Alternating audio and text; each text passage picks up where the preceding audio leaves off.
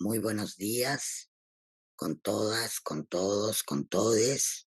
Un honor tenerles en una nueva sesión de coyuntura, de los martes de coyuntura de DESCO.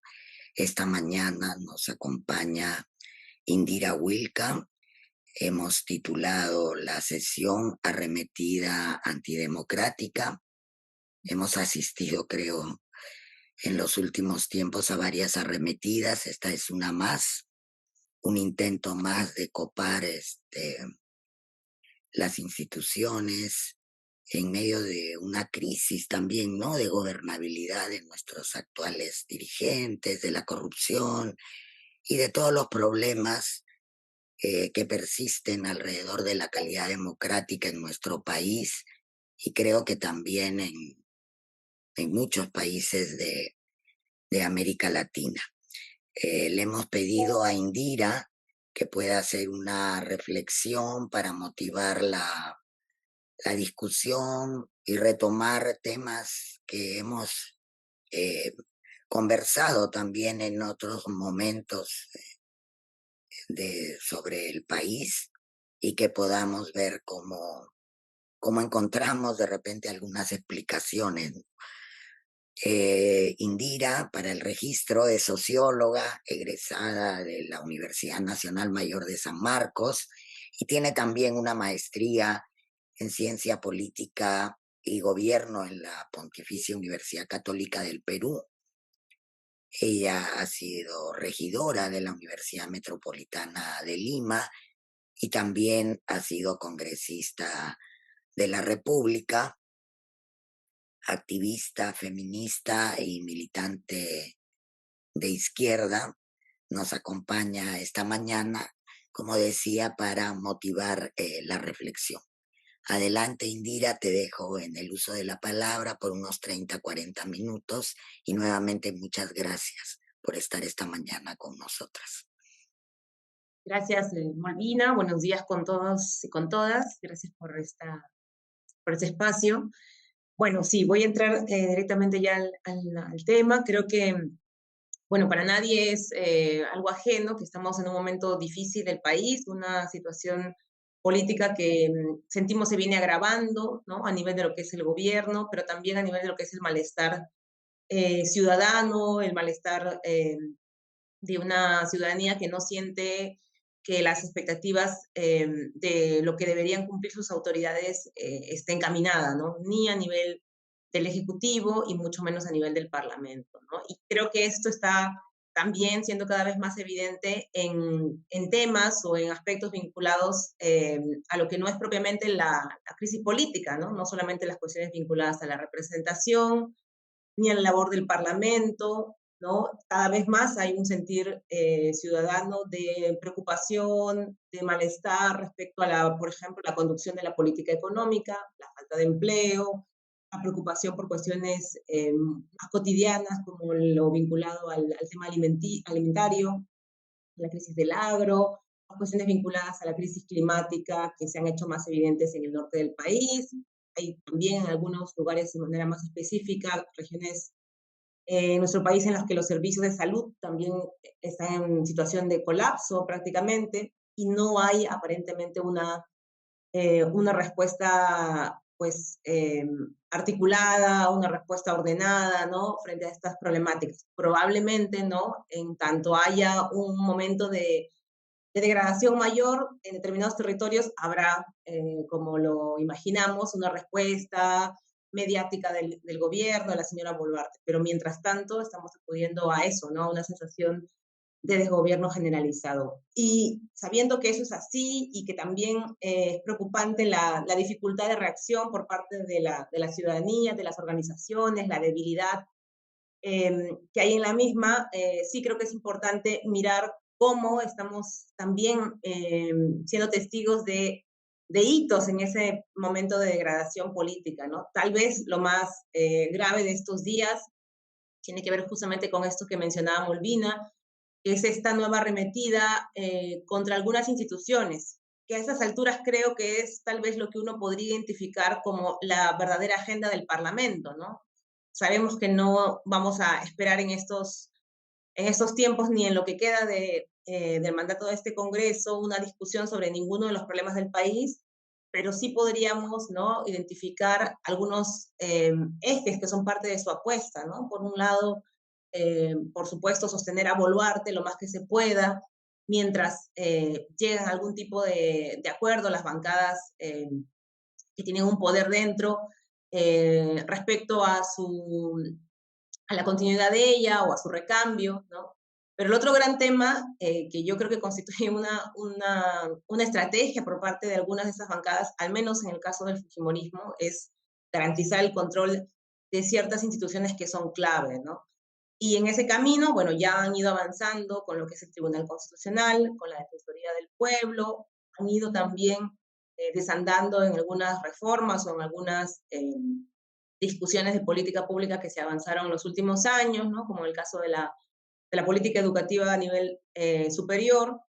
Y esta semana hemos visto algo que también se ha ido anunciando meses atrás, ¿no?, que es el intento de controlar la Junta Nacional de Justicia, ¿no?, que es un espacio clave para, digamos, todo el calendario político electoral que se aproxima, ¿no? Y también, por supuesto, clave en esta situación en la que varios de los líderes políticos, varios de los personajes que hoy día tienen un rol clave, pues se encuentran involucrados en procesos judiciales y depende, ¿no es cierto?, su futuro político y su libertad, en algunos casos, el contar con jueces y fiscales amigos, aliados, cercanos, que puedan garantizarles una, digamos, una posibilidad de quedar bien librados de esos procesos, ¿no? Y por eso la Junta se vuelve un espacio de interés desde varios ángulos, ¿no? Tanto a nivel político como a nivel personal, y entra también a tallar, por supuesto, el interés de otra actora, en todo caso, que tiene cada vez más también un rol político, ¿no?, que es la propia fiscal de la nación, ¿no? Entonces, en la conjunción de esos intereses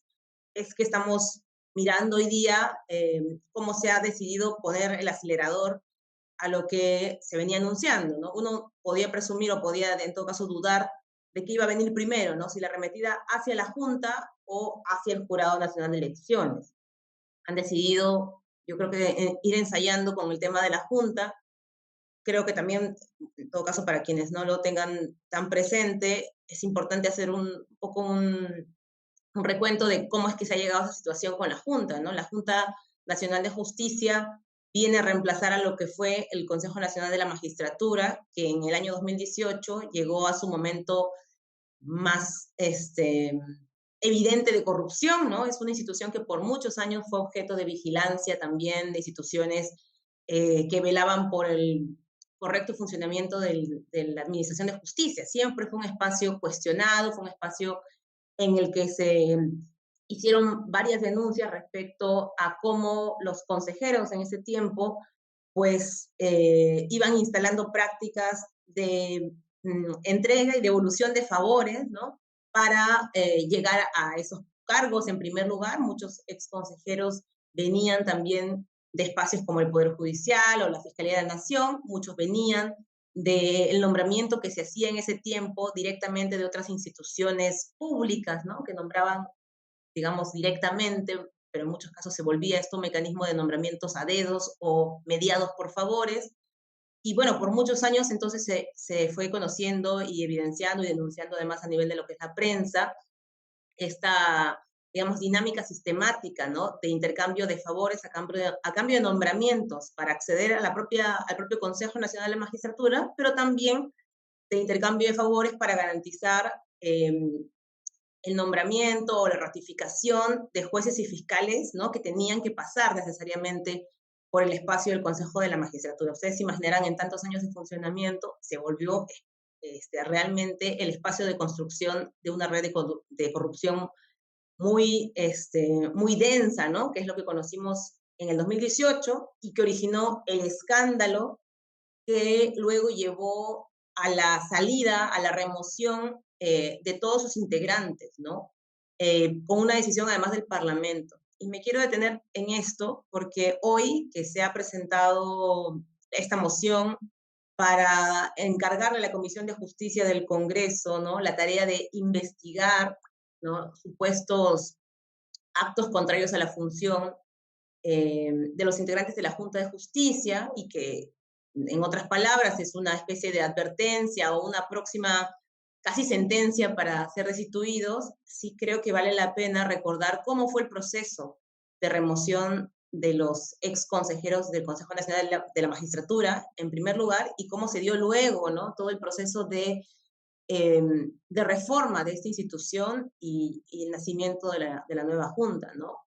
Los escándalos periodísticos, ¿no?, que recordamos en el llamado caso de los cuellos blancos, que provenían de esta información, ¿no?, que se hizo conocida a nivel de la prensa o la prensa alternativa, provenían de una investigación judicial en la Corte del Callao, ¿no? Y acá se hace conocido este personaje Walter Ríos, que era el presidente de la Corte del Callao, y a través de las comunicaciones de este señor es que se puede conocer la dinámica de los consejeros, ¿no?, que le pedían favores a él en particular, y los primeros en saltar, digamos, a la luz pública fueron este señor Iván Noguera, un personaje bastante excéntrico, y otro consejero, Julio Gutiérrez. Los dos se cuentan, ¿no?, en estas conversaciones de manera explícita y hasta casi flagrante, cómo tenían que cumplirse favores determinados para poder de alguna manera estar a mano con antiguos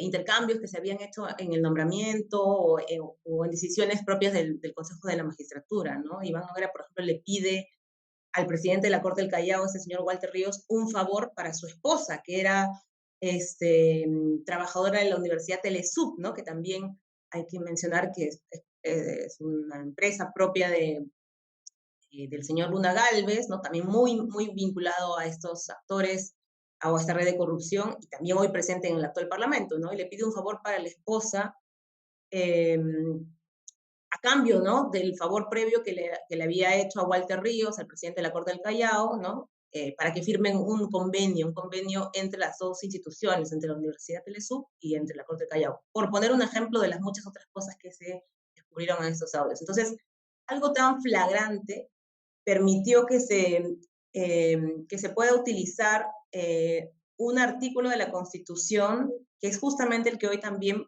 pretenden utilizar las bancadas de derecha en el Parlamento, con la señora Chirinos a la cabeza, para iniciar la destitución de la Junta Nacional de Justicia actual, ¿no?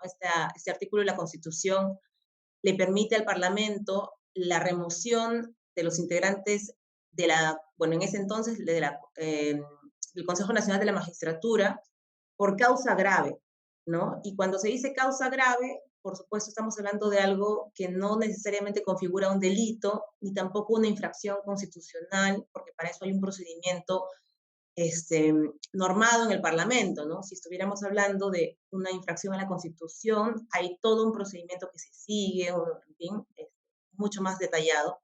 Pero la causa grave, en los antecedentes que en ese tiempo, en el año 2018, se refirieron, tenía que ver con actos que atentaban directamente, no explícitamente, con la ética en la función pública de estos integrantes del Consejo de la Magistratura, ¿no? Porque siendo ellos quienes elegían o evaluaban a los jueces y fiscales, pues tenían que mantener una, un accionar ético en todo momento. Entonces, ese artículo en particular que tiene digamos, este poder fuerte, ¿no?, de destitución, de remoción por causa grave, no falta grave, sino causa grave, fue usado en ese momento, pero estábamos hablando de un momento distinto en el que, como ya he comentado, habían, digamos, denuncias abundantes, ¿no?, y flagrantes de conversaciones en las que estos propios consejeros reconocían el intercambio de favores que hacían permanentemente, ¿no? Entonces, eso fue lo que lleva a que en su momento se encargue también a la Comisión de Justicia del Parlamento a que se pueda evaluar la remoción de estos consejeros o la aplicación de este artículo 157 de la Constitución, ¿no? Fue un debate también álgido, pero nadie en ese momento, y también creo que ahí entra nuestra evaluación de los momentos políticos distintos, a pesar de digamos, de las similitudes que podemos encontrar en términos de pérdida de confianza en las instituciones, Nadie en ese momento en el Parlamento, incluyendo la mayoría fujimorista de entonces, querían verse vinculados a estos hechos, ¿no? Y el informe que recomienda remover a todos estos consejeros, a todos, ¿no? Porque de todos había algún tipo de indicio, de todos había algún tipo de elemento que sugería, ¿no? Estos intercambios permanentes de favores a cambio de puestos y de cargos. Eh, la decisión que se tomó finalmente en la comisión fue unánime. O sea, algo que hoy argumentan de manera indignada los congresistas de la derecha es que esta decisión de eliminar o de remover a todos los integrantes del Consejo de la Magistratura fue una imposición de Vizcarra, ¿no? Ese es un argumento que he ido escuchando en esos últimos días de manera un poco absurda, ¿no? Cuando realmente fue el propio Parlamento ante el escándalo y para evitar justamente verse vinculados a estos señores. Recordemos también que uno de estos personajes, uno de los consejeros, uno de los que tenía mayor poder, Guido Aguila, era muy cercano al excongresista Becerril, ¿no? Con él también tuvo algunas conversaciones, reuniones, en momentos en los que se estaban haciendo procesos de nombramiento de jueces y fiscales y nombramientos dentro del propio Consejo. Entonces, en ese tiempo la decisión fue unánime, ¿no? Amparada justamente en este criterio, en este artículo de la Constitución y justificada, yo creo que totalmente por el escándalo de las evidencias denunciadas a nivel periodístico y producto de la investigación judicial que se estaba haciendo en la Corte del Callao. Y digo eso, ¿por qué? Porque ahora el argumento que se quiere usar, ¿no?, para la institución de la Junta es el uso también de este artículo de la Constitución, de la causa grave, ¿no? De la remoción que tiene el Congreso como facultad, argumentando una falta grave. ¿Cuál es la falta grave o la causa grave, perdón, que podría argumentar en este tiempo el Parlamento? Todos sabemos perfectamente que no existe, ¿no? De alguna manera están intentando construir un caso o una supuesta causa grave de falta a partir del pronunciamiento que tuvo la Junta Nacional de Justicia hace unas semanas, cuando se estaba también este, llevando a cabo el proceso de acusación e inhabilitación de la ex fiscal suprema Zoraida Ábalos, ¿no? En ese momento que también, por supuesto, era parte de esta dinámica de arremetida y de derribo de cualquier personaje incómodo al Parlamento. Se advirtió de la falta del debido proceso, ¿cierto?, en el caso de la ex fiscal Ábalos.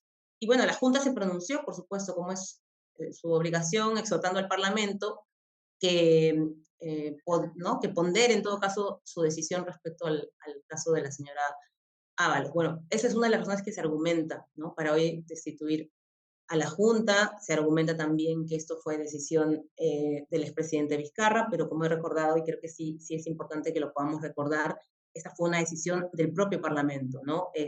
Presionado por el escándalo de las denuncias de corrupción. Todo ese periodo, ¿no?, del 2018, el caso de los cuellos blancos marcó bastante la dinámica del Congreso en ese entonces, porque habían evidencias muy claras, muy flagrantes respecto a las redes de corrupción que se habían tejido desde el ámbito judicial y político, y no tienen punto de comparación, ¿no? Y es la verdad que muy falaz escuchar hoy día a la derecha tan empoderada, ¿no?, a las bancadas, a la señora Chirinos, a las bancadas parlamentarias, al fujimorismo, pero también a sus operadores o a sus voceros mediáticos, ¿no? El día de ayer escuchaba a Fernando Rospigliosi, ¿no?, decir muy campante, pero es el doble rasero de los caviares, ¿no? Ellos destituyeron en el año 2018 el Consejo Nacional de la Magistratura, Vizcarra también lo destituyó y luego creó esta Junta Nacional de Justicia, y ahora que se quiere aplicar el mismo procedimiento, pues se quejan y sobrereaccionan. Y por supuesto no estamos ni de lejos ante la misma situación, ¿no? En un caso hubo evidencias graves de casos de actos de corrupción, de intercambios, de favorecimiento, del funcionamiento de una red eh, delictiva, ¿no? Y en este caso, bueno, puede haber seguramente cuestionamientos al rol de la Junta y puede haber rechazo al pronunciamiento que tengan, pero eso de ninguna manera constituye una falta o una causa grave de remoción, ¿no? Y creo que es muy importante que lo tengamos claro. ¿Qué viene, no?, hacia adelante respecto a ese tema de la Junta?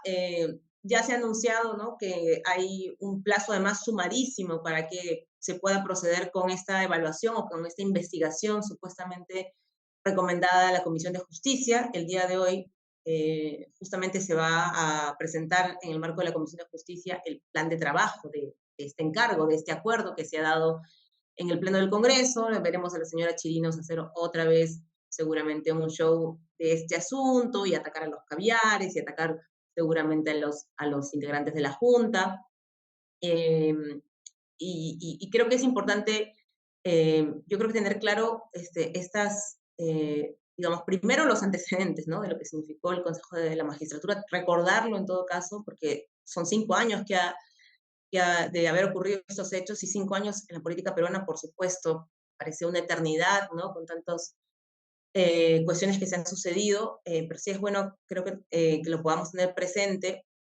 Y lo segundo es que se espera que pueda haber una reacción a nivel social, ¿no? Que impida, si no frenar este hecho o evitarlo, que muchos creo que no deberíamos darlo por perdido, pero si no se logra frenar, por lo menos garantizar que esto no se concrete de manera totalmente silenciosa, ¿no? Que creo que es lo que ha venido ocurriendo en el caso del Parlamento con el control que ha podido lograr de otras instituciones, ¿no? Es el caso de la Defensoría del Pueblo, que les está permitiendo, por ejemplo, hoy día tener a un personaje que va a tener el nuevo defensor del pueblo, además de todos los desbarajuces que está haciendo internamente en la Defensoría, tiene él mismo un rol muy importante al momento de presidir la elección de los nuevos integrantes de la Junta, ¿no? O sea, desde el caso de la remoción, la Defensoría del Pueblo tiene el rol de presidir el proceso de concurso de elección de los nuevos integrantes de la Junta Nacional de Justicia, ¿no? Entonces, eso también ocurrió de manera un poco silenciosa y sin mucha reacción social, más allá de actores específicos. Lo mismo con el Tribunal Constitucional, ¿no? Que les está permitiendo controlar muchísimo cualquier tipo de decisión arbitraria y ha permitido frenar eh, alguna de las vías de control que se intentaron hacia el Parlamento, ¿no? La vía judicial, ¿no? Y también ya el tribunal les ha permitido descartar esa posibilidad de algún tipo de control político a través del Poder Judicial, en el caso de que ellos incumplieran determinados mandatos. Y entonces nos toca la Junta, ¿no? Viene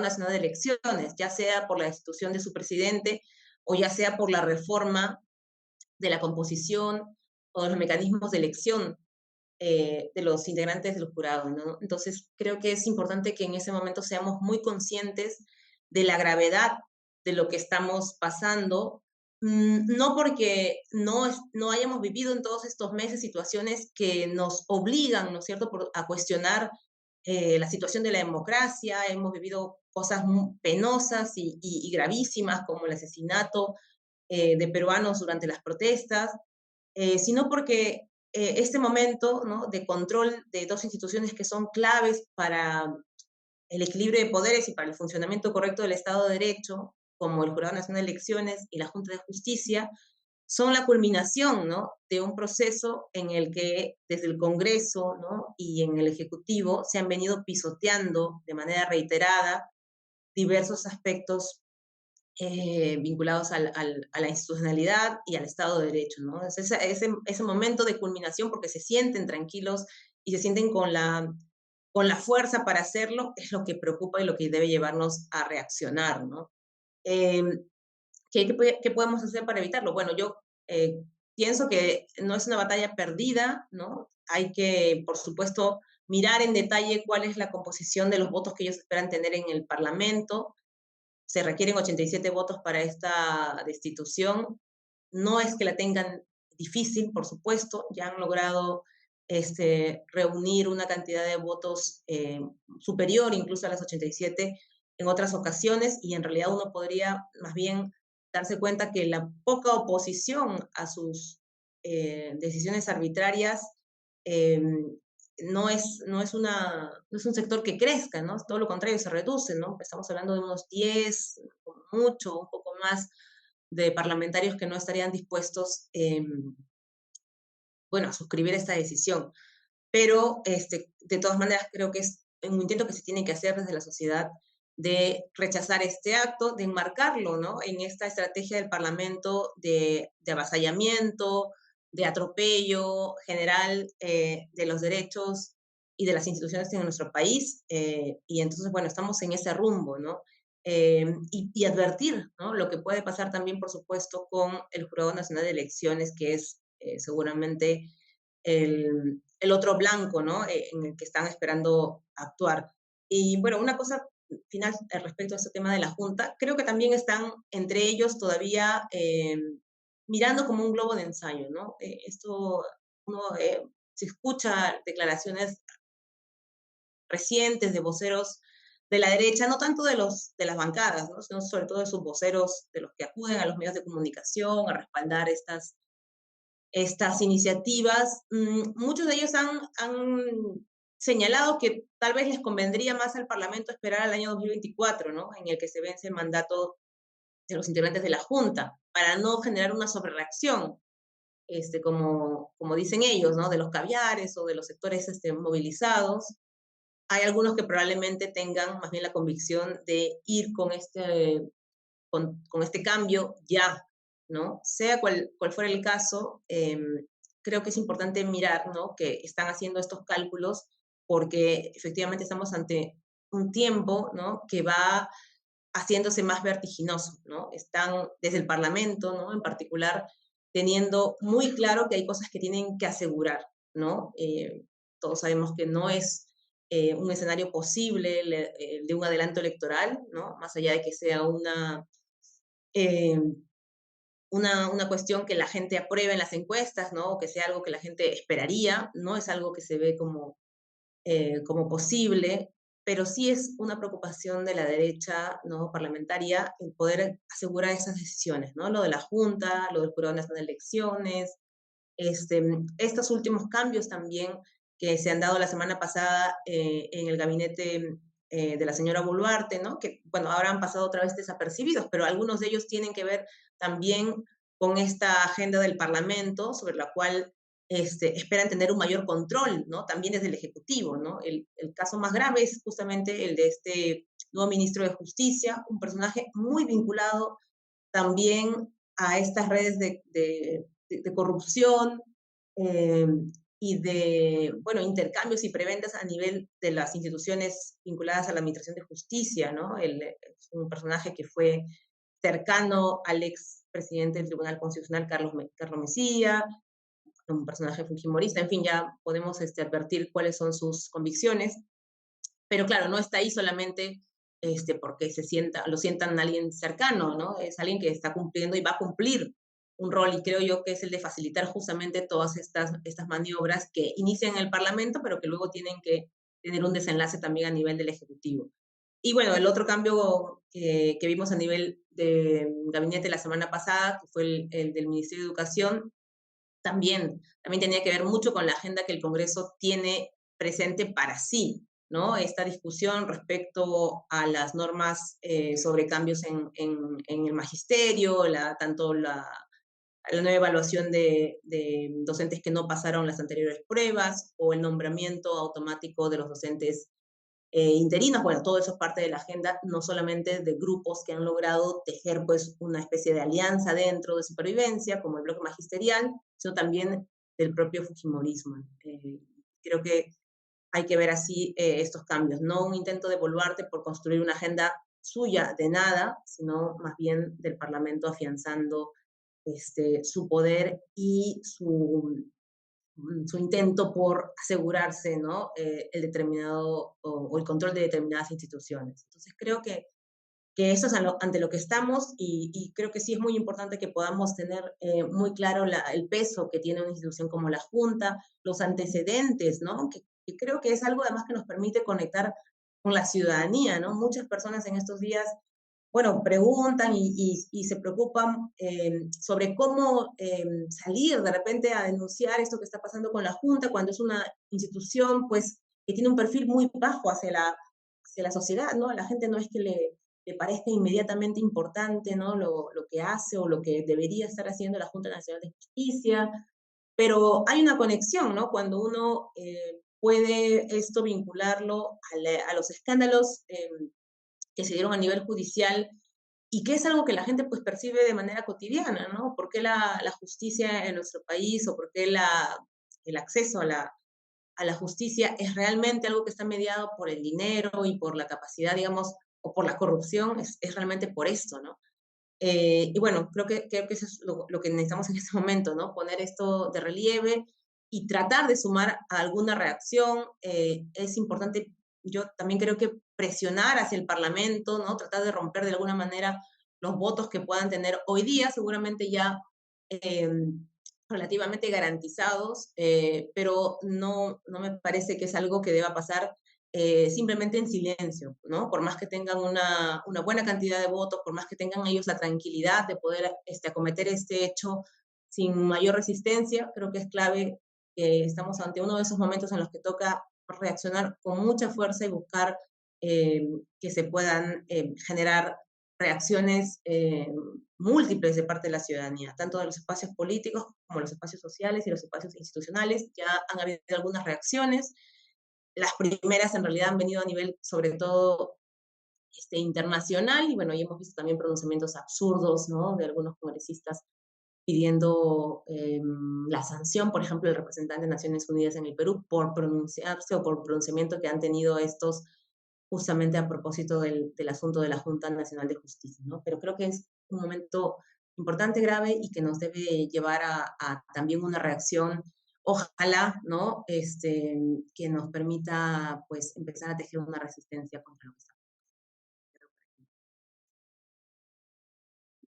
Muchísimas gracias, Indira, por estas reflexiones iniciales que nos ponen en contexto lo que está sucediendo en estos momentos en el país y que nos facilite discutir ahora sobre todo qué podemos hacer, ¿no? Como sociedad civil, por dónde podríamos ir, eh, porque si no hay reacciones y no hay una mirada también de organismos garantes de la democracia, aquí a lo que está sucediendo, esto se normaliza, ¿no? Se normaliza una situación que no es para nada deseable en nuestro país.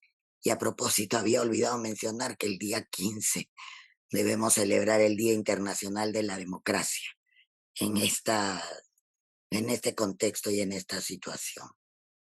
Entonces ahora vamos a recibir el uso de la palabra de las compañeros que nos acompañan, que quieran hacer consultas o comentarios.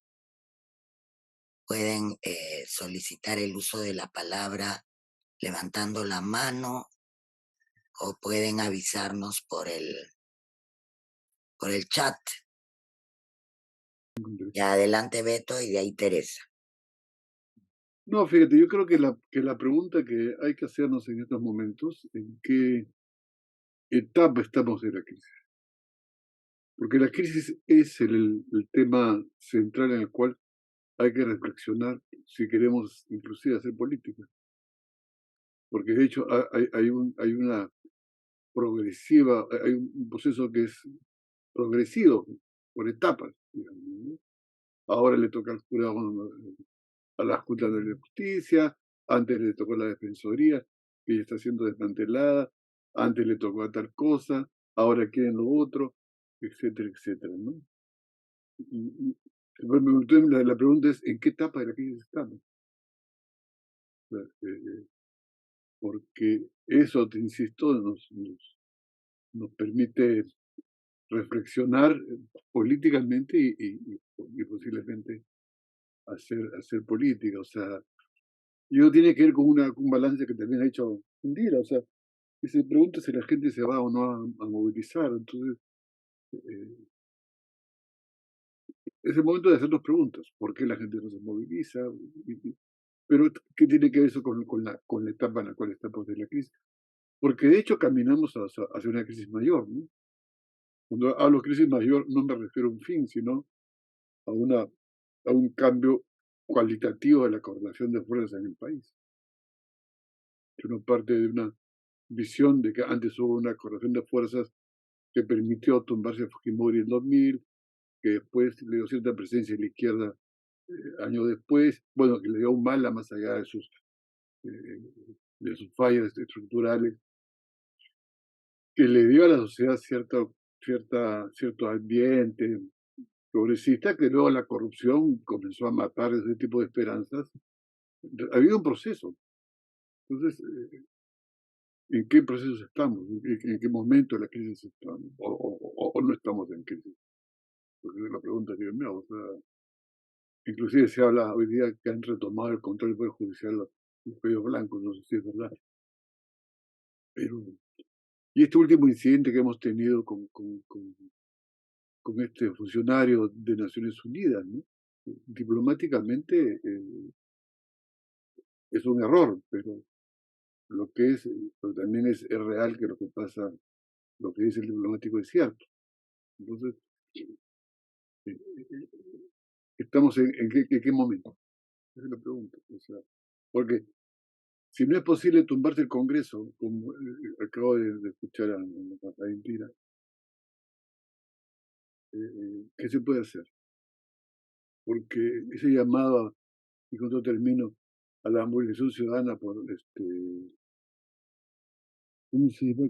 Que fue ministro del Interior y defensor del pueblo, que salió en la República hace un par de días, llama a una movilización ciudadana. ¿Cuál ciudadana? O sea, me parece que si algo no se moviliza de la ciudadanía, ¿no? Se puede movilizar por uno, los trabajadores, en fin, ¿no? Pero la ciudadanía, entendido como concepto clave en el cual se soporta la democracia, no lo veo muy movilizada y como bien dice paradójicamente Vergara, que a mí no me gusta el título, pero en fin, una república sin ciudadanos, ¿a qué ciudadanía se refiere? ¿A qué sociedad civil se refiere? Entonces, por eso pregunto, ¿en qué momento de la crisis estamos? ¿Y qué cosa se puede hacer mínimamente para enfrentarla? O no sé, ¿no? Y a eso se suma, yo creo que en la detención, esta cifra que me parece como otro tema, pero vinculado mágico, de que supuestamente se han ido 400.000 personas del Perú. Es parte de la crisis, si es verdad, es parte de la crisis. El año más alto de los últimos 40 años, 50 años que se han ido, fue el año 2009, fueron 220.000, como una cosa gigantesca. Ahora se habla y según salió en los medios, certificados inclusive por los oficiales, que se han ido 400, por migración de 400.000. Es también el fenómeno de la crisis. Entonces, por eso pregunto, con esos elementos, ¿en qué etapa de la crisis estamos? Gracias, Molvina. Y buenos días a todas, a todos, etc. Gracias. Teresa Tobar. Sí, bueno, gracias a Indira por la exposición. Y bueno, yo tenía dos preguntas, ¿no? Una primera es quizá obvia, ¿no? Pero quizá ratificarlo, ¿no? Hay un diagnóstico por parte de diversos analistas de que ya la narrativa o la apuesta de la coalición conservadora y mafiosa, porque no solamente es conservadora, es mafiosa, es ir más allá del 2026, ¿no es cierto? Es repetir, bueno, Rosa María Palacios habla de restauración, restaurar un orden similar al Fujimorato, ¿no? Y por lo tanto, de repente crear las condiciones para que Keiko sea presidente en 2026 y a eso se encamina, ¿no? Entonces creo que esa mirada quizá de mediano plazo, no solamente de la coyuntura de este año de ahorita, sino de mirar por lo menos hasta el 2026, nos podría ayudar. Y la segunda pregunta es si es que está existiendo en este momento, al margen de la pregunta de Beto de en qué momento de la crisis estamos, en este momento de dificultad, está comenzando a haber, o todavía no, alguna confluencia de fuerzas políticas democráticas de diversos sectores, ¿no? Fuerzas políticas democráticas de centro, de izquierda y incluso de derecha liberal, ¿no? para generar algo parecido a lo que se generó en la crisis de Alberto Fujimori, ¿no? Hacia el 1997 hasta el 2000 en que estalla el asunto, o todavía no estamos en ese momento, o todavía no hay, y cuáles serían las razones por qué esta confluencia no se da. Gracias. Gracias, Teresa. No tengo en este momento otra mano levantada. Puedes ir reaccionando si gustas, Indira, o respondiendo a las preguntas. Sí, gracias, Molvina, también gracias a Beto y Teresa. A ver, me parece bien importante la pregunta de Beto, ¿en qué momento de la crisis estamos? Yo diría que desde dónde se observa la crisis, ¿no? Por supuesto, para el Parlamento, para el poder, esta coalición autoritaria, antiderechos, ¿no? Es el momento en el que están buscando que no se les escape de las manos, ¿no? No correr ningún riesgo. Asegurar el próximo momento electoral, garantizar internamente, me imagino también, una cierta adhesión, ¿no? de quienes hoy día les garantizan, por ejemplo, los votos en el Parlamento. Han ido sumando así a diversos personajes que no responden necesariamente a sus bancadas, no responden a sus intereses particulares, los blindajes, la tranquilidad de que pueden cometer, bueno, actos como los que cotidianamente conocemos, ¿no? Estos congresistas robasueldos que están muy tranquilos, ¿no? Con la seguridad de que nadie los va a investigar. Entonces, ese es el momento en el que yo creo que se percibe esta coalición en el poder, o quienes tienen este rol a nivel público, a nivel político, ¿no? Asegurar que no haya posibilidades, ¿no? De resquebrajamiento de lo que hoy han logrado, y van a intentar, pues, por eso poner el acelerador a ciertas decisiones. Habría que preguntarnos también cuál es el momento en el que se encuentran, ¿no? Los que tienen el poder más arriba, ¿no? Los grupos de poder económico, los sectores empresariales. Y ahí yo creo que es muy interesante y daría tal vez para un análisis mucho más profundo, pero respecto a ese tema, nada más, ¿no? De la Junta Nacional de Justicia, ha habido pronunciamientos, en algunos casos, sí, bueno, de preocupación respecto a este asunto. Ayer salió la representante de la Cámara de Comercio de Lima, más bien ella sí, a señalar que como institución tenían una preocupación por este tema, que abonaba la incertidumbre, que la incertidumbre estaba generando ahora sí un impacto sobre la economía, que es algo que antes como sector empresarial pensaban que no necesariamente se podía dar. Hasta ahora es digamos, el único gremio, ¿no? De manera institucional que he visto pronunciarse, pero también se han pronunciado personajes digamos, cercanos al mundo empresarial y a una derecha más liberal. Ayer veía como este señor José Barba, ¿no? Que tenía un programa con Rafael Rey en Willax, atacaba a esta señora Elena Conterno, ¿no? Que ha sido integrante de varios gremios empresariales, me parece de la Sociedad de Pesquería, porque ella se pronunciaba efectivamente contra esta decisión del Parlamento sobre la Junta de Justicia. Entonces, bueno, ahí también hay seguramente algunas mini disputas, ¿no? Pero se nota que mayoritariamente el empresariado tiene la tranquilidad o tiene, digamos, la posición clara de permitir que el Parlamento siga en esta lógica, ¿no? Y esto, pues, nos debe llevar a pensar que estamos en un momento de esta situación crítica en la que lo que se busca es el todo, ¿no? No es un intento solamente bueno, se decía de restauración, ¿no? Pero yo pensaría de restauración de qué, ¿no? Volver al estado anterior, al 2000, ¿qué? O antes de la época Humala, ¿no? Que es un poco este mantra que suele repetir ese sector de la derecha y que añora seguramente el estilo de gobierno y el gobierno de Alan García, o una restauración de lo que fue en la época de los 90, tal vez es una mezcla de todo, pero creo que es más útil pensar que se está configurando pues una nueva forma o un nuevo tipo de gobierno, ¿no? Una cosa que va más allá incluso, solamente de un proyecto político electoral, sino de un intento de reconfigurar el Estado, de controlar y de cambiar también muchas cuestiones vinculadas al sentido común, ¿no? En el que se había avanzado en ciertos temas a nivel de políticas públicas o a nivel de cuestiones institucionales, ¿no? Muchas de estas cuestiones o estas cosas están siendo cuestionadas por ese sector, ¿no? A nivel de los derechos sociales, a nivel de las cuestiones de la educación, a nivel de funcionamiento del Estado. Entonces, creo que eso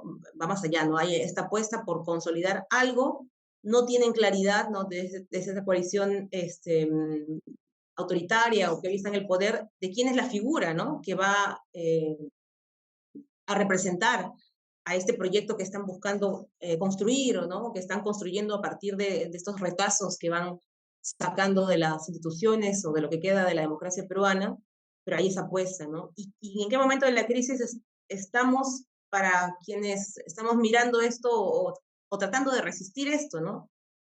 Creo que ahí también hay varias respuestas, ¿no? Porque no es lo mismo cómo están mirando el proceso de esta crisis, bueno, fuera de Lima, ¿no? La semana pasada en Pichanaki la gente pues no se contuvo ni se va a contener, ¿no? Cuando vean a un personaje como Boluarte, ¿no? Y por supuesto les cayó lo que ya sabemos que les cayó, una represión tremenda. Pero en el caso nuestro, en el caso de las ciudades, en el caso de Lima, somos conscientes tal vez de la gravedad del asunto, pero no necesariamente tenemos hoy la capacidad, la disposición, no sé si la confianza de generar un espacio, pues también de resistencia frente a lo que hoy ocurre, ¿no? Aunque sea mínimo, ¿no? Yo creo que es algo a lo que deberíamos tratar de apostar entre todos, ¿no? Sabemos que hoy los partidos políticos no necesariamente tienen esa capacidad, ¿no? Pero sí hay que reconocer que pueden haber, y yo creo que roles, ¿no? De otro tipo que puedan ayudar a construir un espacio de resistencia, ¿no? Por lo menos, ¿no? Frente a lo que está ocurriendo ahora, ¿no? Y empezando por quienes somos conscientes de la gravedad de lo que está ocurriendo, ¿no? No estoy hablando de no sé, un sector amplio de la gente en la ciudad de Lima, por ejemplo, pero sí toca, ¿no? Que la ciudad de Lima y otras ciudades y actores dentro de estos espacios urbanos, ¿no? Pasen un poco de la conciencia, ¿no? De la gravedad de esta crisis a poder tener algún tipo de acción o de reacción frente a esto que está pasando, ¿no?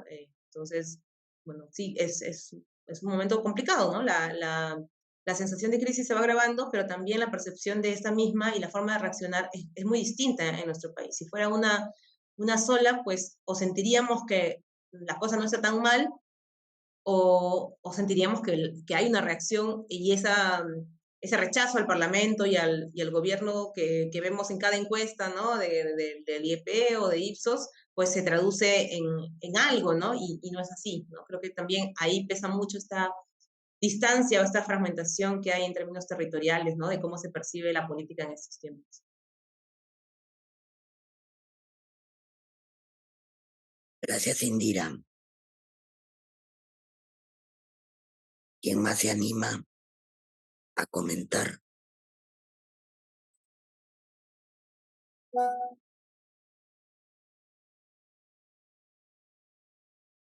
Molina, Sí. hola, soy Javier.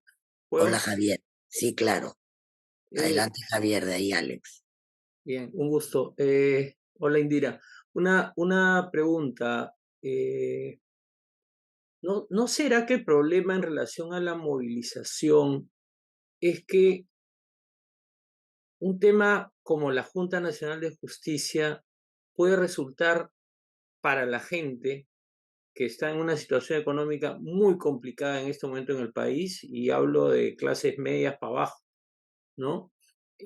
O para la gente del norte que está entre el niño que fue y el niño que viene, ¿no? No es que esa agenda termina estando demasiado lejos de sus preocupaciones cotidianas, por más que tiene una influencia en la vida cotidiana de la gente, pero ¿no será que el problema está en el foco que se pone y concentrar todo en esas demandas y en esta crítica a la restauración, en fin, ¿no? Y al autoritarismo y al conservadurismo, cuando los problemas que tiene la gente en este momento en particular, están mucho más vinculados a la situación económica y uno no escucha a ningún líder político en el Perú hablar de eso.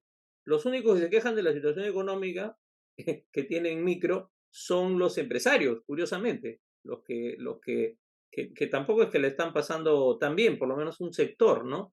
Entonces, no es que el foco está, no es que no se está, no es que el problema es que hay un problema de dónde se está haciendo el foco en la crítica, en la demanda y en la confrontación con el gobierno y con el Congreso.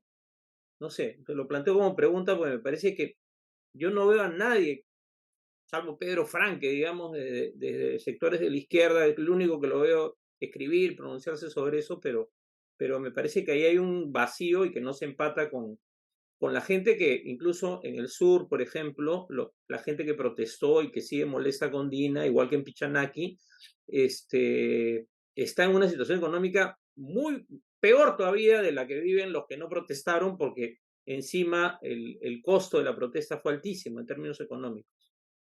Gracias. Gracias, Javier. Alejandro.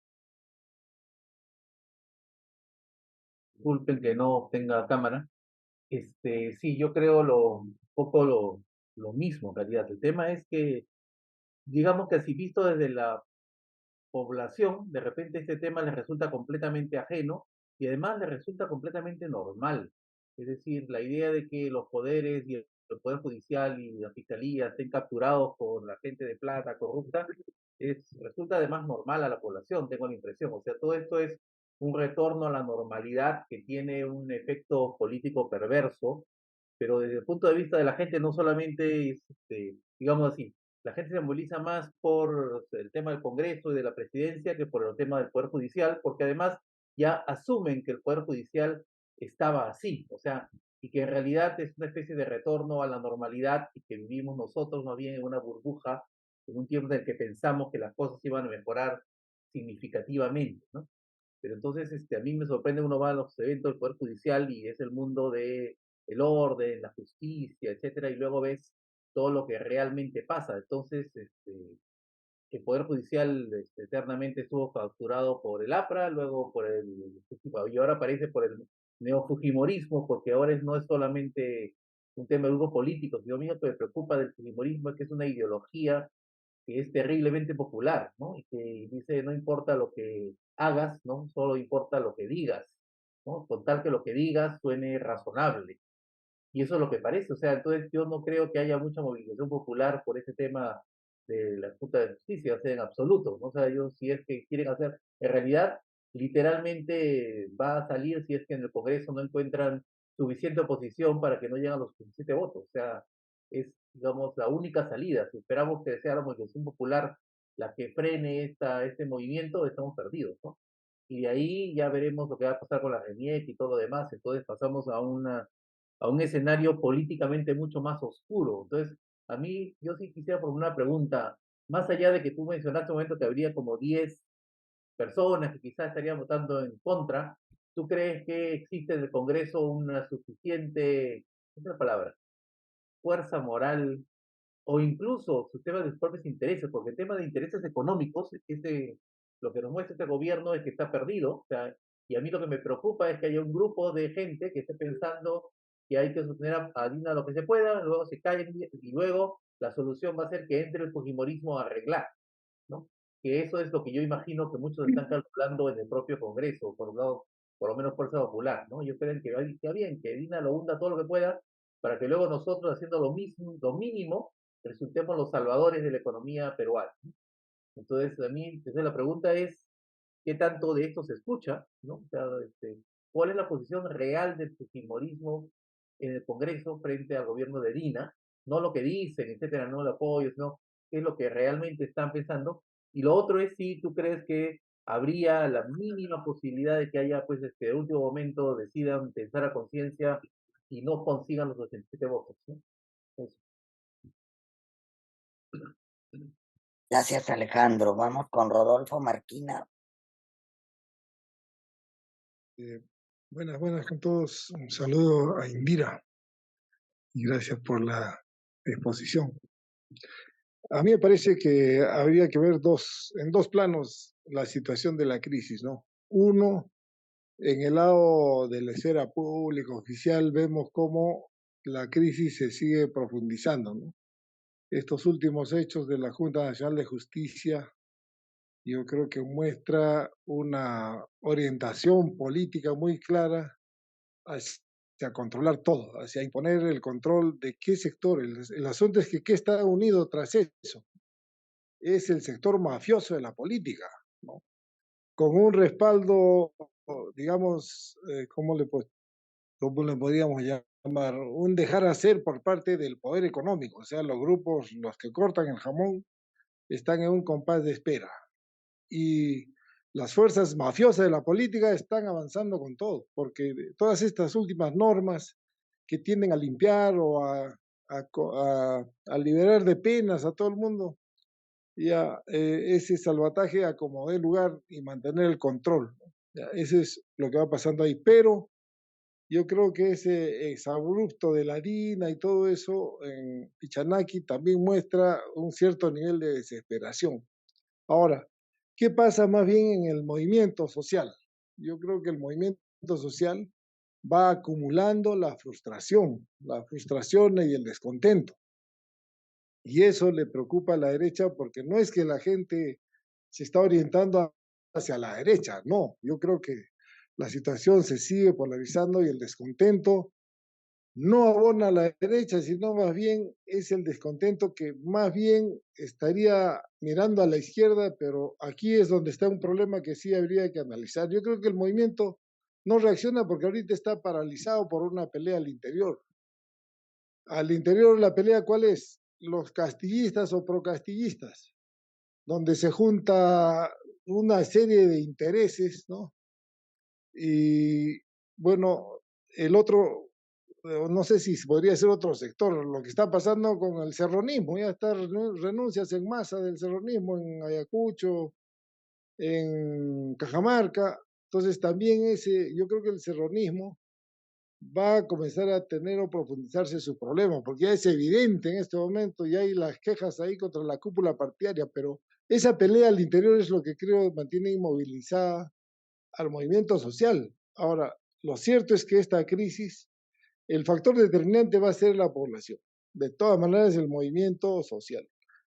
En la medida en que pueda haber alguna salida a esta situación de la crisis de liderazgo, de dirección, que no hay todavía una alternativa.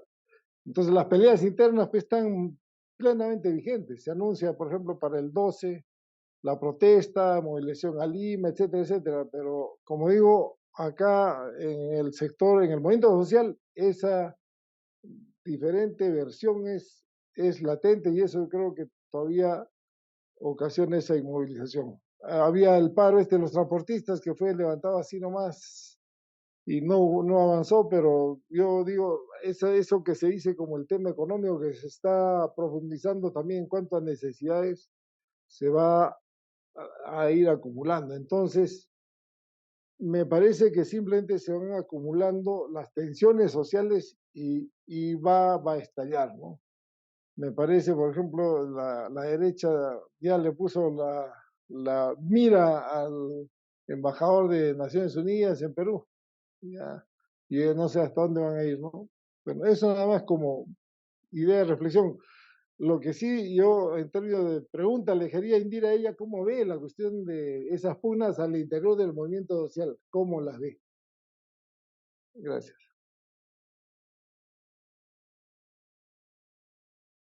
Gracias, Rodolfo. Vamos con Yolanda.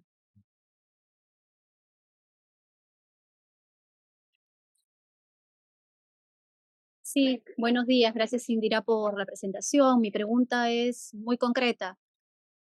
He tenido el privilegio de estar la semana pasada en un curso de Claxo y uno de los temas que discutíamos era en qué medida las izquierdas en su diversidad somos capaces, yo me considero una mujer de izquierda, por supuesto, desde nuestras organizaciones, partidos, movimientos, representar al sujeto político que en este momento se moviliza en particular en nuestro país, ¿no?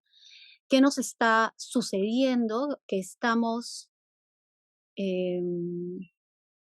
diría yo, tan carentes, ¿no?, de representar al sujeto movilizado, a las y los sujetos movilizados, ¿no? Gracias.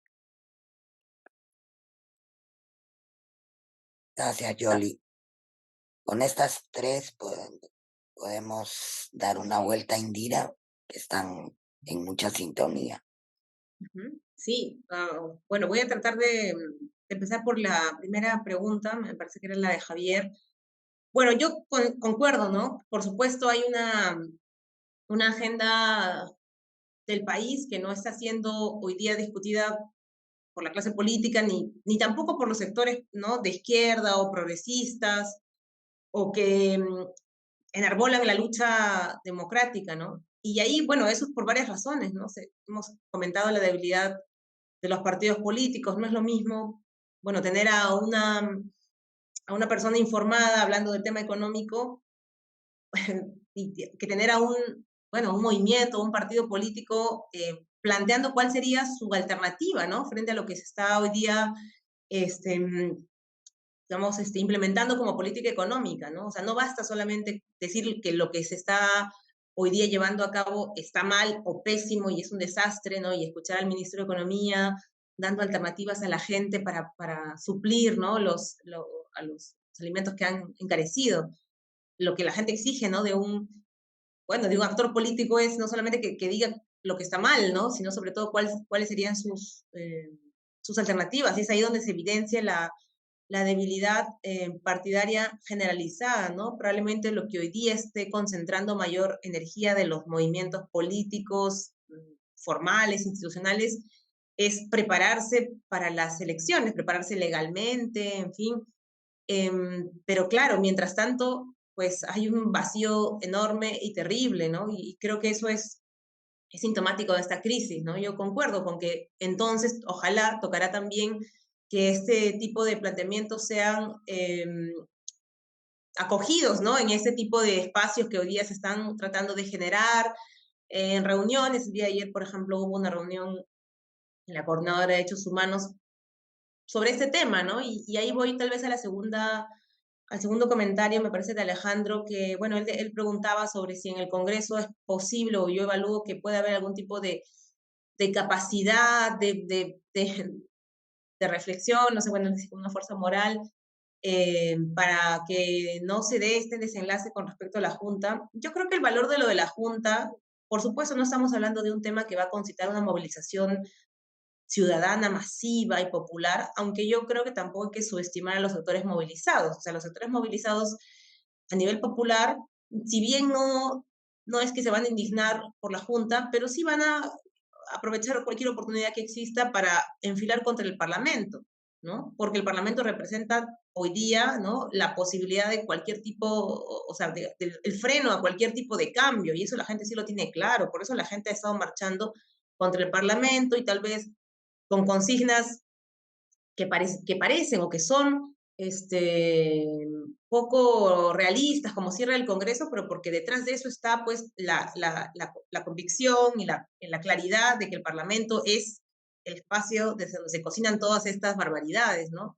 Pero para qué yo creo que sí es necesario, pues, poner de relieve lo de la Junta, porque ojalá permita que haya otro sector que se empiece a movilizar y a articular y a organizar, ¿no? Un sector, pues en el caso de Lima, de sectores políticos no necesariamente vinculados a la izquierda, o de sectores que no necesariamente tampoco son parte de espacios políticos, pero sí son espacios institucionales, académicos, intelectuales. O sea, yo no creería, y sé que son personas que tienen una convicción democrática también firme, pero que hasta ahora no habían encontrado, no sé si la razón suficiente para poder salir a decir abiertamente, ¿no?, algo contra el régimen de Boluarte. Y creo que esta es una oportunidad, y en algunos casos está haciendo así, ¿no? Hasta Cateriano ha salido a cuestionar esto de la Junta. Entonces, tal vez ese es el valor, ¿no?, de poner este tema en agenda, ¿no?, que puede ampliar, ¿no es cierto?, la movilización. Y por supuesto, en ese esa dinámica de ampliar la movilización, lo importante sería no contraponer agendas, ¿no? Por supuesto, habrá gente que sale a movilizarse porque está, bueno, cansada de las decisiones económicas de este gobierno o de la inacción del gobierno, que también seguirá pues levantando la agenda de la nueva constitución, ¿no? Y mal haría alguien en intentar buscar contraponer. Hay mucha gente que puede no estar de acuerdo con el tema de la nueva constitución y que sí está más bien preocupada por lo de la Junta y le parece eso ya un límite. Bueno, pero ojalá que pueda haber un espacio de, al menos de mínimos, ¿no? De articulación. Yo creo que eso sí sería algo más o menos posible, ¿no? Y que podría eventualmente, no soy totalmente optimista en eso, pero que podría eventualmente hacerle algún ruido a un sector del Parlamento que suele ser más ambiguo, ¿no? Cuando hay movilizaciones de este tipo, ¿no? Estoy hablando de los Acuña, aunque ellos hoy día tienen más bien un poder mayor, ¿no? Que en otros tiempos, ¿no? Tienen a un presidente del Parlamento y no lo van a dejar caer así nomás, creo yo, de fácil, pero también es verdad que se mueven al vaivén, digamos, de las cosas, ¿no? Entonces, sí, no tanto como una fuerza moral o como una reflexión súbita, pero sí creo que puede eventualmente que se amplíe la movilización y que no sean solamente pues los sectores populares o del sur los que se manifiesten y que sean seguramente sectores en Lima o hasta del empresariado, ¿no? Los que puedan hacer recular a alguna de estas bancadas que están siempre mirando, ¿no? Hacia dónde va la corriente, ¿no? Como los Podemos, los Acuña y por ahí algunos otros más que andan un poco con las encuestas en la mano o calculando, ¿no? Cuánto convoca una marcha para tomar finalmente una decisión. Y yo creo que es importante, y ojalá que en todo caso se dé, ¿no? Como digo, no es que la Junta va a servir para convocar a sectores masivos, pero sí para que haya una mayor voz de otro tipo de sectores que también finalmente tienen, limitadamente, pero tienen la capacidad de convocar a un público que no necesariamente se ha pronunciado hasta el día de hoy, ¿no? Entonces yo diría que eso es un factor que no habría que descartar ni desdeñar, ¿no? Y sobre el tema de cómo está, pues, ¿no? Este movimiento, más bien que ha estado muy activo en los últimos meses, ¿no? Que ha estado protestando. Bueno, coincido con lo que decía Rodolfo, hay una especie de, no sé si división como tal, pero es verdad que el tema del sector que respalda a Castillo juega, ¿no? Un papel, no es mayoritario, ¿no? Eso también creo que lo hemos, bueno, yo he estado en muchas sesiones aquí y lo he escuchado también en algunos análisis, no es un sector mayoritario, pero es un sector muy activo, ¿no? Y creo que a veces se ha minimizado su peso al interior de las movilizaciones, ¿no? No hay una mayoría, por supuesto, que pide la reposición de Castillo, tampoco en las calles, ¿no? Pero el sector que lo hace, o por interés, por desconocimiento, por emoción, por varias razones, es muy activo. Entonces, efectivamente, va a estar, y va a estar, yo creo que en cualquier movilización, si se le dice que hay una marcha contra el Congreso por la Junta de Justicia, una parte de ese sector va a estar, ¿no? El problema de esos sectores es que sí hay gente que tiene, ¿no? En estos espacios, que tiene una estrategia, ¿no? Una misma lógica, ¿no? De contraponer o de intentar que el principal, no sé, pues adversario o enemigo sea pues lo que ellos denominan como los caviares, ¿no? O la izquierda progresista, o, ¿no? O como queramos llamarlo. Entonces sí hay un sector en ese ámbito que, bueno, que ha buscado ir minando, ¿no? Y que no hayan puentes, ¿no? Pero en general, bueno, es un público, ¿no? El que marcha y que de alguna manera tiene una especie de sintonía con Castillo, no necesariamente militante, ¿no? Sino que siente indignación por lo que ha pasado con Castillo respecto a la forma en la que el Congreso hasta ahora, ¿no? Sigue, y la derecha sigue presentándolo como si fuera lo único malo, ¿no? Del país, ¿no? Y claramente estamos viendo que no lo es. Y ahí hay, por supuesto, una situación que termina frenando iniciativas, ¿no? Y hay que ver por eso con mucha, a veces, frialdad, qué se puede hacer para, sin restar o sin entrar en una lógica de contraponerse a eso, sí no permitir que inmovilicen, ¿no? Entonces, por eso yo digo, Lima tiene ahora una responsabilidad muy particular, ¿no?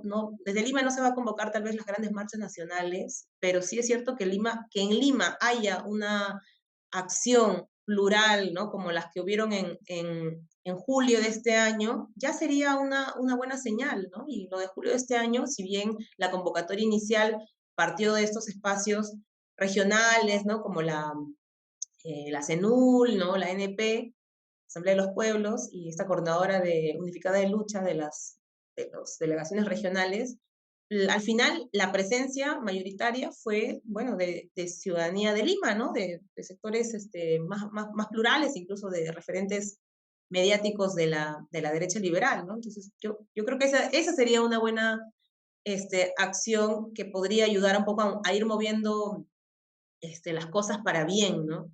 Y sí, bueno, ese descontento en el que estamos, por supuesto, ¿no?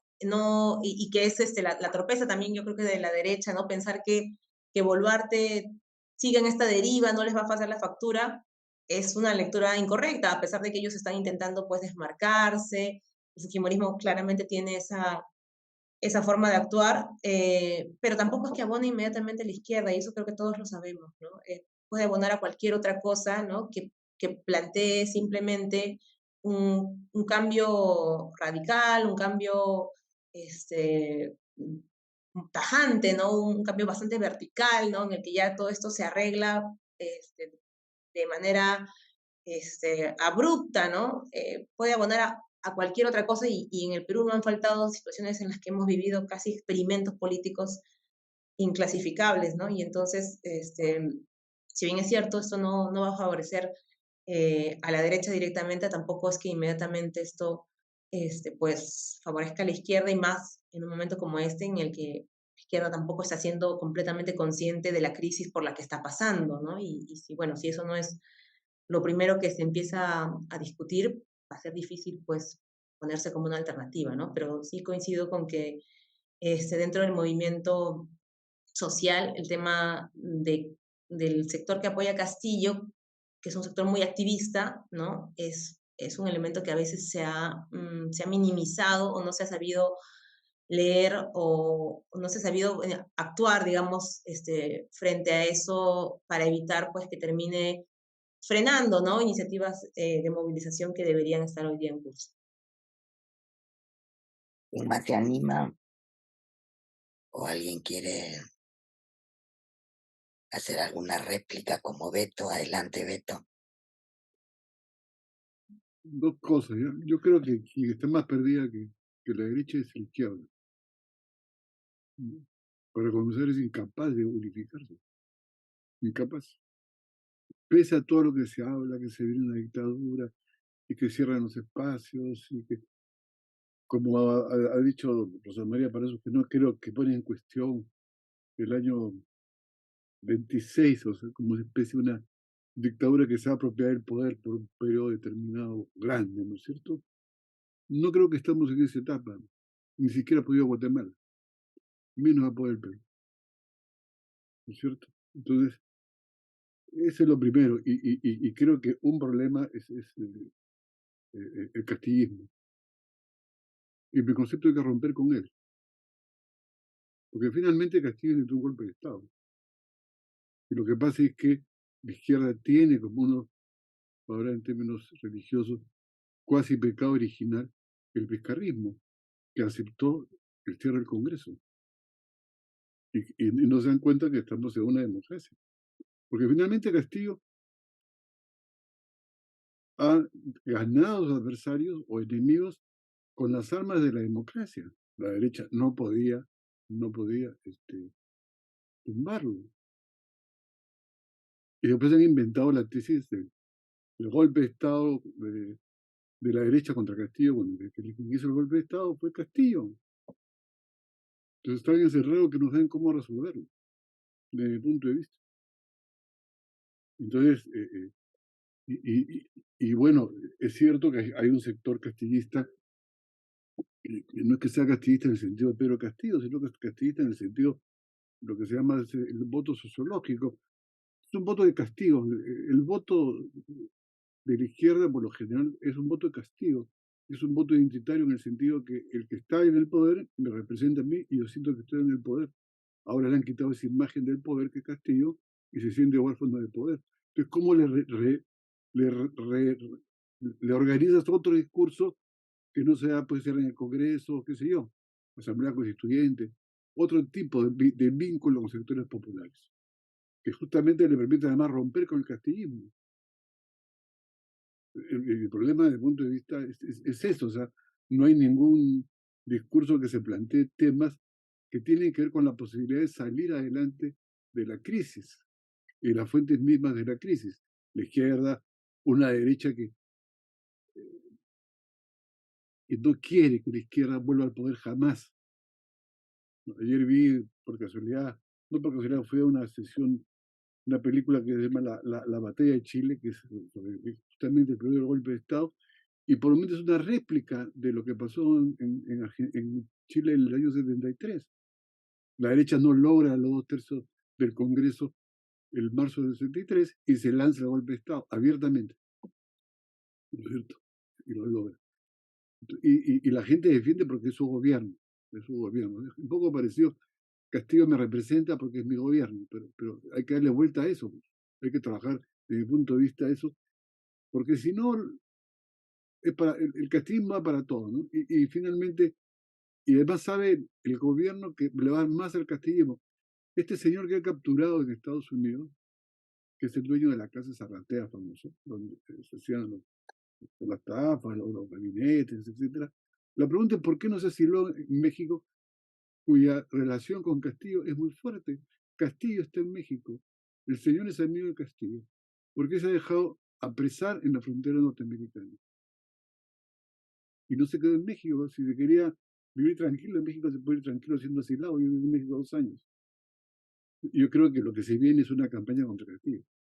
A partir del señor que se va a pasar a ser testigo testigo preferido, va a ser un delator más. Ahí, y los golpes y la asociación entre Castillo y la izquierda va a ser mayor. Esa es mi reflexión. Entonces, ¿cómo planteamos estos problemas? ¿Cómo salimos de esta crisis de cosas? Con otro tipo de preguntas, no las preguntas que solemos hacernos, ¿no? Entonces, y yo creo que la política, y no hay que esperar pues que el llamado centro te convoque. El día que los partidos puedan hacer una marcha y no la Coordinadora de Derechos Humanos, algo de eso hemos avanzado. Porque eso va a ser política. Entonces, me parece que estamos en un momento en el cual yo siento que la derecha está ganando, va a ganar si seguimos con esa lógica, porque finalmente la gente puede protestar en provincia lo que quiera, y eso no va a afectar desde mi punto de vista la marcha de la economía, cosas por el estilo. Y el principal peligro que tenemos por delante, y creo que eso hay que mirarlo con otros ojos, es lo que puede pasar con el niño y las desastres naturales que se pueden con eso ocasionar, que al parecer el niño no va a ser tan grande como se dice, ojalá que sea así, pero que va a afectar mucho la sequía en el sur. Pero yo creo que más que la política, lo que puede dañar al gobierno es la naturaleza. Y eso demuestra bueno, tremendo, ¿no? La incapacidad de la política de modificar la situación. Tiene que venir a nuestra ayuda la naturaleza, el niño, la sequía, ese tipo de cosas que va a afectar gravemente a la gente, ¿no? Gracias, Indira, nuevamente por tu exposición. Gracias, Beto. Gracias, Beto. Gracias. Rodolfo. No, solamente un pequeño comentario, eso que decía Beto de la izquierda y por qué no se une. ¿No? O sea, en realidad yo creo que también la izquierda somos parte de la crisis.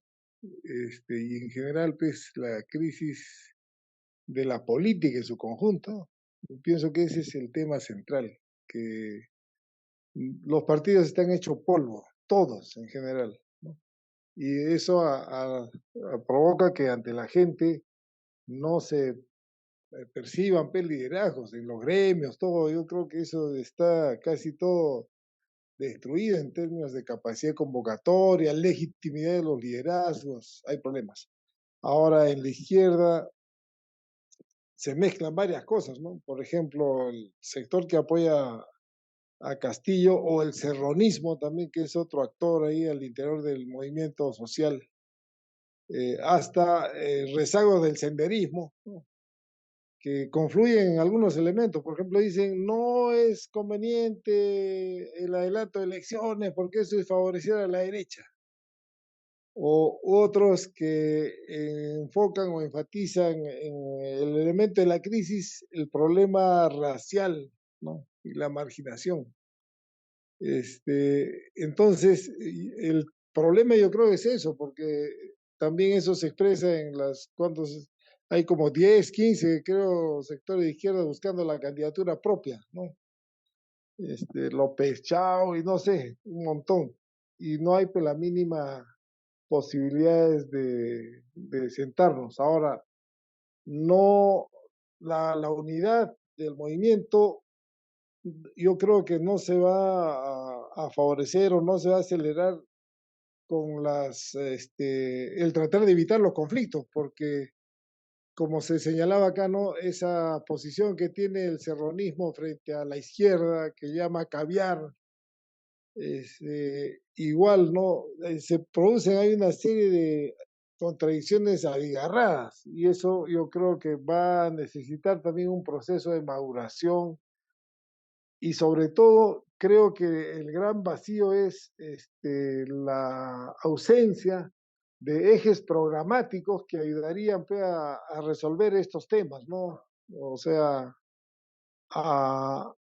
mejor dicho, a orientar el debate o la confrontación política que tiene que darse pues, en todos los aspectos, ¿no? Pero eso es lo que está también como un vacío, y la situación de la crisis económica y política la pone sobre la mesa, ¿no? La pelea que hay o temas en este momento como la inseguridad que siente la gente, la pugna y los intereses de las mafias y el gran poder también respecto de temas económicos como Petroperú, etcétera, etcétera. Y hay una serie de temas que no los abordamos dentro de una propuesta más amplia, con un sello programático mucho más preciso. Entonces eso hace que estas disputas en toda nuestra trayectoria como izquierda, de las infinitas divisiones, tampoco encuentren un cauce. Pero yo creo que ese es el tema central, el tema de la política al interior del movimiento. Nada más, gracias. Gracias, Rodolfo. Una cosita, me olvida, que tal vez Sí, quise sí. añadir. Sí, bueno, gracias Beto y Rodolfo, porque tal vez nos ponemos en un diálogo más hacia al interno de la izquierda, pero es necesario. Yo además coincido y me siento parte de esa necesidad de que discutamos nuestra situación, ¿no? Porque la izquierda también no solamente es parte de la crisis, sino que está en crisis. Y claro, no es sencillo hacer una valoración de por dónde hay que ir cuando no estamos en ese momento, pues, ni siquiera pensando en un espacio de rearticulación, ¿no? Para mí, al menos en particular, sé que ha habido, pues, diversos momentos de unidad y fractura de las izquierdas, pero hay pocos, digamos, referentes respecto al cual pensar una rearticulación o esta unidad que decía Beto, ¿no? Porque también la unidad a veces ha justificado muchas cuestiones que nos han metido otra vez en una situación de debilidad y de crisis, ¿no? Entonces es difícil pensar, sí, la unidad sobre la base de qué, y cómo además combinar ese debate que nos hace falta, atendiendo pues momentos que son distintos, ¿no? La urgencia del corto plazo y la coyuntura en la que hay que estar, porque claro, no se está, y la pregunta es dónde está la izquierda en esta coyuntura, ¿no? Y hablando de los temas del país, y atender el mediano plazo en el cual hay que pensar en reconstruir una izquierda que está muy debilitada, ¿no? Y que hay que tener espacios a nivel de la sociedad y hay que tener propuestas para el país, que no solamente son pues un programa de gobierno electoral, ¿no? Entonces, es complicado este momento para nosotros y sí, por supuesto, yo estoy de acuerdo con que somos de alguna manera no solamente parte de la crisis, sino que estamos en un momento de crisis, eso es muy evidente, ¿no? Y lo comparto, sé que no es necesariamente el tema de la conversación, pero por supuesto es uno de los asuntos que sale de la misma y que me incluye, ¿no? Siendo una mujer militante de izquierda. Hay una pregunta final que creo que Gaby también está haciendo en el chat. Dice, ¿por qué ayer en la coordinadora no se pudo consensuar la consigna de adelanto de elecciones? Bueno, yo te puedo contar un poco lo que vi, ¿no? Estuve en la reunión y al inicio no se habló del tema, ¿no? Se habló sobre todo de centrar el asunto en lo de la Junta, reconociendo que había una discusión mayor sobre la democracia. Eso sí me pareció interesante, ¿no? Todos plantearon la necesidad de tener un espacio o que también esas reuniones sirvieran para discutir sobre la situación de la democracia, ¿no? Y por qué efectivamente hay sectores ciudadanos a los que estos temas no les están diciendo mucho, ¿no? Y había que pensar que esa discusión ha sido puesta ya incluso desde las protestas en el sur, ¿no? La situación de la democracia, y hacia el final se habló el momento digamos, de sintetizar cuáles son los puntos que podían, digamos, representar a las diversas personas, grupos, colectivos que habían participado, y se indicó el tema del adelanto electoral, pero justo un poco lo que decimos ahora, ¿no? Ayer en la reunión había un par de personas que eran, bueno, de ese sector castillista, ¿no? Que habían dicho, bueno, vamos a participar y está muy bien que la coordinadora convoque, pero para nosotros, por ejemplo, eso no va por ahí, ¿no? No eran muchos, pero bueno, se intentó no generar una discusión que abriera otra vez la reunión y quedó ahí. Bueno, tal vez eso puede un poco dar luces de esta debilidad también que hay dentro de los espacios más institucionales, como las ONGs, de intentar construir una agenda distinta, o los propios partidos. Ayer también había partidos políticos, grupos políticos, colectivos políticos presentes, ¿no? Y ese tema se trató de no forzarlo en todo caso, ¿no? Ayer estaba también incluso el Partido Morado, que ellos tienen una iniciativa de referéndum para el adelanto electoral, y también, bueno, dijeron que no necesariamente iban a forzar el tema en ese espacio, ¿no? Entonces hay un tema, claro, el consenso versus la mayoría, y hasta de desconfianzas, ¿no? La sensación de si se fuerza un tema en una primera reunión, después ya no va a haber capacidad de articular. Yo creo que a veces hay que tomar decisiones por mayoría también, ¿no? Pero sabiendo que se está avanzando, ¿no? En algún tipo de acción o de estrategia, y ojalá este sea el caso, ¿no? Yo creo que hay que tratar de que sea así, ¿no? Lo que ayer se ha podido convocar no ha sido poca cosa, se ha pensado en una aquí a manera informativa, no se ha pensado en una acción de protesta este fin de semana. Me parece que se está evaluando el sábado como una movilización o alguna acción pública, una conferencia de prensa también mañana y una siguiente reunión de coordinación ¿no? Para más actividades el siguiente semana, el siguiente martes probablemente. Bueno, ojalá que pueda avanzarse, y claro que no sea solamente una cuestión en la que el consenso a veces también es una excusa, ¿no? Para imponer determinadas posiciones, ¿no? Eso se va viendo también en la práctica, ¿no? Se va viendo a nivel de las acciones que se puedan ir avanzando, ¿no? Pero bueno, eso nada más. Muchas gracias, Malvina. Gracias, Indira. Ya no veo más intervenciones, entonces podemos ir cerrando aquí la sesión de hoy, aunque obviamente no el tema. Y ya habíamos comentado en anteriores oportunidades, ¿no? Que no hay temas que nosotros tratamos aquí en el marco de la coyuntura que está sucediendo en el momento en el país, pero que a veces no tienen explicación sino en análisis más detallados, y que deberíamos de repente generar un ciclo también de conversaciones sobre la izquierda, los partidos, la democracia, todos estos temas, pero quizá también a partir de las reflexiones que se están haciendo acá, hay que cambiar de repente los lentes, ¿no? Los conceptos, las definiciones, todo lo que eh, de cómo miramos lo que sucede en nuestro país, ¿no? Y por qué a la gente no, hay cosas que no le interesan o las vive de otra manera, ¿no?